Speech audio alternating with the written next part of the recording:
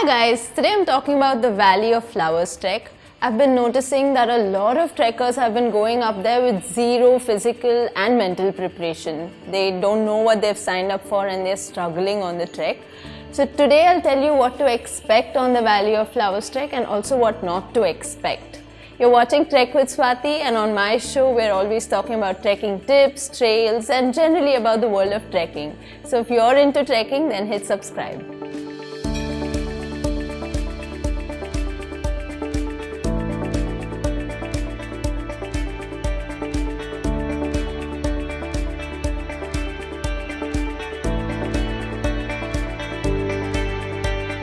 Alright, so the Valley of Flowers trek, what to expect? First of all, what is the Valley of Flowers? Well, Valley of Flowers is a deep valley in Uttarakhand close to the Joshimath region, and it's a natural botanical garden in India. It almost looks manicured, but it's not. It's natural and there's a riot of flowers, especially in monsoon in July, August and September. But a lot of people tend to miss out on the beauty of the Valley of Flowers because they heavily underestimate the difficulty of the trek. Now, to give you an idea, you start the trek at around 6,300 feet and the highest altitude you climb to is around 14,300 feet. That's where the Hemkund Sahib lake is, and that's the highest altitude. Now, that's a huge altitude difference and you're climbing this over just 3 days of trekking. If that doesn't mean much to you, let me put things in perspective. The world's tallest building, Burj Khalifa, that's at around 2,700-ish feet, and you're climbing higher than that in just 1 day. So most trekkers are taken aback when they're looking for a trail around them, but the trail is up there. They're like, whoa, I have to climb that. So they're not physically prepared, and that's why they struggle. And this continues over the next 2-3 days. From Govind Ghat to Ghangriya is 3,300 feet. But the next day you're climbing up to around 11,300 feet and coming back down to 9,600. And the next day is the icing on the cake. You're climbing up from 9,600 feet to around 14,000 feet. That's a huge altitude gain and you're constantly climbing up. So it's a difficult trek, and be mentally and physically prepared.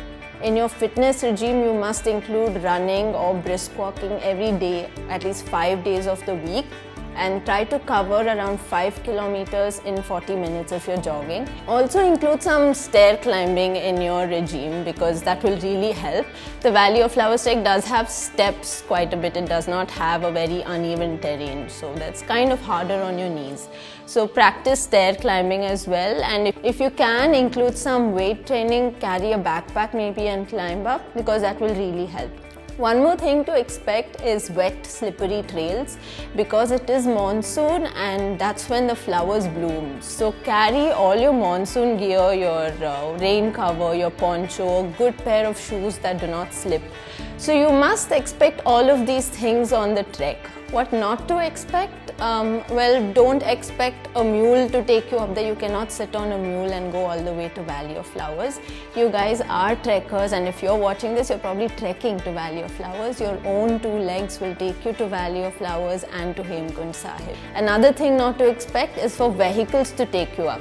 There are no roads, motorable roads. The road ends at Govind Ghat and goes a little further to Poolna, but there's nothing beyond that. They are mountain trails only. So don't expect any vehicles on the trail. Your own 2 legs, that's your vehicle, alright? Next thing not to expect is too much luxury. Now, this is kind of a luxurious trek because it is one of the most well-established treks with a lot of infrastructure, but it is still in a remote region in the Himalayas. So your lodges are going to be basic, your toilets are going to be very basic, and even the food, it's not going to be very luxurious. So mentally prepare for that. So that's what to expect and what not to expect. Do not think of this trek as a walk in the park. Don't underestimate the difficulty of the trek. We mark it as an easy moderate trek because it's easier compared to other Himalayan treks. But let's face it, Himalayan treks, even the easiest of them, are difficult if you're not fit.